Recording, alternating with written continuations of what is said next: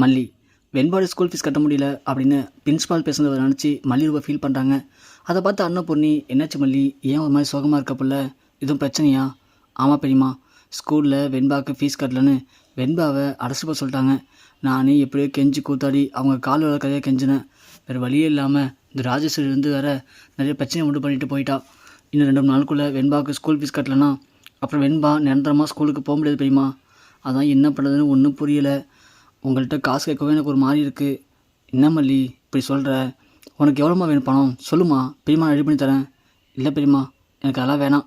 நான் எங்கேயாவது வேலைக்கு பண்ண முடிவு பண்ணிட்டேன் பெரியம்மா. என்ன வேலைக்கு போறியா? என்ன பண்ண சொல்கிற? விஜய் தம்பிகிட்ட சொன்னியே அதை? இன்னும் இல்லை பெரியம்மா, விஜய்கிட்ட சொல்லலை. இன்னும் சொல்லான்ட்டு இருக்கேன். ஆனால் அதுக்கு அவர் என்ன சொல்லுவான்னு தெரியல. ஆனால் இப்போ இருக்க சூழ்நிலைக்கு நான் வேலைக்கு போனால் மட்டும்தான் பிரச்சனையை சமாளிக்க முடியும். இல்லைனா பிரச்சனை கைமீறி போயிடும் பெரியம்மா. அதனால் நான் வேலைக்கு போகிறது மட்டும்தான் இப்போ இருக்கிறதுல ஒரே ஒரு முடிவு அப்படின்னு மல்லி சொல்கிறாங்க. அன்னபூர்ணி, மல்லி நான் சொன்னால் கேட்க மாட்டேற, இருப்புல நீ எதுக்கும் அவசரப்படாத, கொஞ்சம் நிதானமாக இரு. எப்படியாவது இழந்த சொத்து எல்லாத்தையும் மீட்டு எடுத்துடலாம் போல. புரியுது பெரியம்மா, எனக்கும் புரியுது. கண்டிப்பாக அதை மீட்டு கொடுத்தாகணும். விஜய் பாவம் அதை நினச்சி தினம் ஃபீல் பண்ணிகிட்டே இருக்காரு. ஏன்னா அவர் எல்லாத்தையும் ரொம்ப கஷ்டப்பட்டு உழைச்சி சம்பாரிச்சது. அப்படி இருக்கும்போது எல்லாத்தையும் சிறு சிறு சேமித்து இன்றைக்கி இவ்வளோ பெரிய ஆளாக வளர்ந்து நிற்கிறாரு. அப்படி இருக்கும்போது எல்லாத்தையும் ஒரு நிமிஷத்தில் பிடுங்கிட்டு உனக்கு ஒன்றுமே இல்லை வெளியே போடான்னு விரட்டி விடுறது கண்டிப்பாக யாராலையும் ஏற்றுக்க முடியாது பெரியம்மா. எனக்கு அந்த கஷ்டம் புரியுது. இருந்தாலும் நம்ம என்ன பண்ண முடியும்? நம்மளால் முடிஞ்ச வரைக்கும் போட்டு தானே பார்க்க முடியும். சரி பெரியம்மா, பார்த்துக்கலாம் விடுங்க அப்படின்னு மல்லி பேசின எல்லாத்தையும் விஜய் கேட்டுறாரு. அப்போது மல்லி வேலைக்கு போகணும்னு முடிவாயிட்டா அப்படின்னு நினைக்கும்போது மல்லி விஜய்கிட்டே சொல்கிறாங்க, இது மாதிரி நான் வேலைக்கு பண்ண முடிவு பண்ணிட்டேங்க அப்படின்னு சொல்லவும் விஜய் ஒன்றே, கொஞ்சம் அவசரப்படாத மல்லி, நான் ஒரு இடத்துல வேலை கேட்டிருக்கேன், எனக்கு அந்த வேலை கண்டிப்பாக கிடச்சிடும். கிடச்சிச்சுன்னா நம்மளுடைய கஷ்டம் எல்லாம் திருந்தி போயிடும். புரியுதா? இல்லை விஜய், வெண்பாவுக்கு ஃபீஸ் கட்டி ஆகணும், வேறு வழி இல்லை விஜய், நான் வேலைக்கு போகிறேன் விஜய், நீங்கள் பார்த்துட்டு பொறுமையாக போகலாம். அது வரைக்கும் நீங்கள் கொஞ்சம் வீட்டில் இருந்து ரெஸ்ட் எடுங்க விஜய். பாவம் நீங்களே மென்டலாக இப்போ கொஞ்சம் அப்செட்டாக இருக்கீங்க. இந்த நேரத்தில் நீங்கள் ஏன் விஜய் கஷ்டப்பட போகிறீங்க? இல்லை மல்லி, எனக்கு அதில் எந்த கஷ்டமும் இல்லை. நான் சொல்கிறது கேளு. நான் இன்றைக்கி ஈவினிங் வரை டைம் கொடு. நான் இன்றைக்கி ஒரு கம்பெனியில் வேலை கேட்டிருக்கேன். அந்த வேலை கிடச்சிச்சின்னா அதுக்கப்புறம் நீ வேலைக்கு போக தேவையில்லை.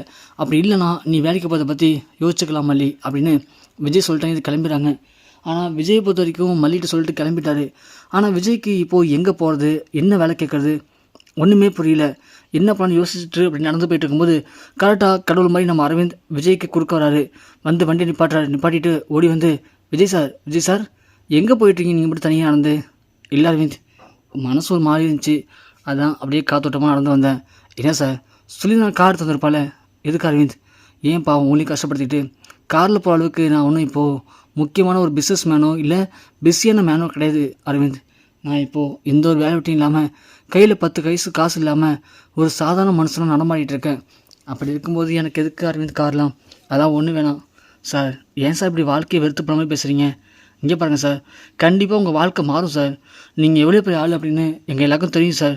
ஏதோ உங்களுடைய போகாத காலம், உங்கள் அக்கா உங்களை ஏமாற்றிட்டாங்க, அதனால் உங்களுக்கு இனிமேல் எதுவும் இல்லை அப்படின்னு ஒன்றும் இல்லை சார். நீங்கள் எப்போதுமே எங்களுக்கு பெரிய பணக்கார விஜய் சார் தான் சார். ப்ளீஸ் சார், நீங்கள் மனசு விட்டுறாதீங்க சார் அப்படின்னு அரவிந்த் பேசுகிறாங்க. ஒன்று விஜய் சொல்கிறாரு, இல்லை அரவிந்த், நீங்கள் என்ன தான் சமாதானம் சொன்னாலும் என் மனசை ஏற்றுக்க முடியல. இப்போது பார்த்துங்களேன், இன்றைக்கி வெண்பாவுக்கு ஸ்கூல் ஃபீஸ் கட்டல. ஸோ ஸ்கூலில் மல்லியை நிற்க வச்சு கேள்வி கேட்டிருக்காங்க. என் மல்லி பாவம் இல்லையா? அவள் எனக்காக ரொம்ப கஷ்டப்படுறா. அவளை இப்படி தினம் கஷ்டப்படுத்தி பார்க்கறதுல எனக்கு எந்த ஒரு சந்தோஷமும் இல்லை, மனசுக்கு கஷ்டமாக இருக்குது. வெண்பாவுக்கு ஸ்கூல் ஃபீஸ் கட்டினா மட்டும்தான் மல்லி ஸ்கூலுக்கு போனால் கொஞ்சம் மரியாதையோடு போயிட்டு வர முடியும். இல்லைனா ஸ்கூல்லேருந்து வெண்பா நிப்பாட்டிடுவாங்க. வெண்பா ஸ்கூல் நின்றுட்டானா அவளும் மனசு வெறுத்து போயிடுவா. எப்படியோ இருந்துட்டு லாஸ்ட்டில் இவ்வளோ கஷ்டப்படுறமே அப்படின்னு வெண்பா ஃபீல் பண்ணால் அதனால் தாங்கிக்க முடியாது, மல்லியால் தாங்கிக்க முடியாது அரவிந்த்.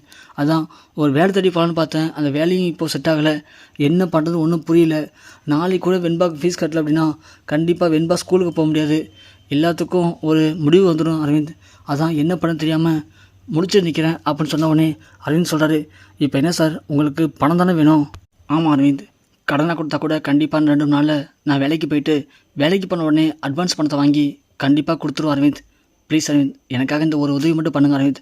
சார் என்ன சார், நான் தான் சொல்லிட்டேனே சார், ஏன் சார் இப்படி பண்ணுறீங்க?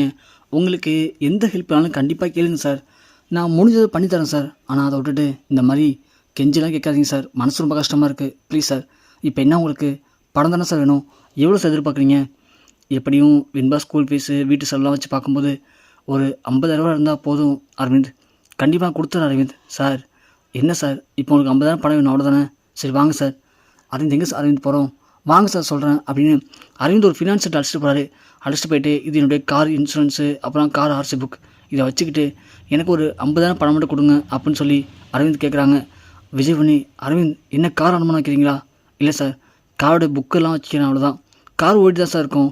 நீங்கள் பணம் கொடுத்ததுக்கப்புறமா இந்த பணத்தை கொடுத்துட்டு நாம் புக்கை வாங்கிக்கலாம் அவ்வளோதான் சார், ஒன்றும் பிரச்சனை இருக்காது சார் அப்படின்னு சொல்லி புக்கை வச்சுட்டு பணத்தை வாங்குறாங்க. பணத்தை வாங்கவும் இங்கே நம்ம விஜய் ரொம்ப சந்தோஷப்படுறாரு. அரவிந்துக்கு நன்றி சொல்கிறாரு. நன்றி சொல்லிட்டு வீட்டுக்கு போகிறாரு நம்ம விஜய். வீட்டுக்கு போனதும் மல்லி சோகமாக உட்காந்துருக்காங்க. மல்லி, இந்தா மல்லி இந்த பணத்தை பொடி அப்படிங்கவும் மல்லியோட ஷாக்காகி பார்க்குறாங்க. என்ன விஜய், என்ன பணம் இது? ஏது உங்களுக்கு பணம்?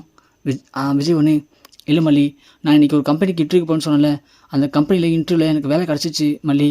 கிடச்ச உடனே நம்மளுடைய சூழ்நிலையை சொல்லி புரிய வச்சு அட்வான்ஸாக பணம் வாங்கிட்டு வந்தேன். அதான் மல்லி, இதை வச்சுக்கோ மல்லி, நாளைக்கு போயிட்டு வெண்பா ஸ்கூல் ஃபீஸ் கட்டு, மீதி காசை வச்சு வீட்டு செலவுக்கு பாரு மல்லி அப்படின்னு சொல்ல, மல்லி ஒன்று, பரவாயில்லைங்க, நம்மளுடைய கஷ்டகாலம்லாம் ஏதோ ஓரளவுக்கு சரியாயிடுச்சு போல், கண்டிப்பாக அப்படின்னா நம்ம இழந்த சொத்தும் நமக்கு கிடச்சிருங்க அப்படின்னு மல்லி சந்தோஷப்படுறாங்க.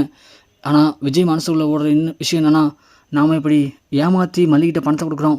ஆனால் நம்மளுக்காக நம்பி அரவிந்த் அவருடைய காருடைய ஆர்சி புக்கு எல்லாத்தையும் வச்சுருக்காரு. அவருக்கு சீக்கிரமே அதை மூட்டு கொடுக்கணும். அதுக்கு நம்ம நல்ல வேலைக்கு போகணும் அப்படின்னு விஜய் முடிவு பண்ணுறாங்க. இந்த பக்கம் விஜய் பணத்தை வாங்கிட்டு போகும்போது கரெக்டாக நம்ம குணசேகரன் ஒரு முக்கியமான வேலையாக அதே ஃபினான்ஷியலை பார்க்க வராரு. அப்போது விஜய் அரவிந்த் போகிறத பார்த்துட்டு எதுக்கு வந்துட்டு போகிறாங்க அப்படின்னு சொல்ல, இது மாதிரி அவருடைய காரு ஆர்சி புக்கெலாம் வச்சுட்டு 50,000 பணம் வாங்கிட்டு போகிறாங்க அப்படின்னு சொல்கிறாங்க. வாங்கினது அரவிந்தா விஜயான்னு கேட்கும்போது, இல்லைங்க விஜய் தான் சைன் போட்டிருக்காரு அப்படின்னு சொல்ல, குணசேகரனே போயிட்டு இதை ராஜிட்ட சொல்கிறாங்க. இது மாதிரி விஜய் அந்த அரவிந்தோடைய காரை வச்சுட்டு 50,000 பணம் வாங்கிட்டு போயிருக்கா மேடம் அப்படின்னு சொல்லவும், ராஜு உடனே ஓ அப்படியா அப்படின்னு சொல்லிட்டு முடிவு பண்ணுறாங்க. இந்த விஜய் இப்போது கார் அடமாக வச்சு பணம் வாங்கியிருக்கானா?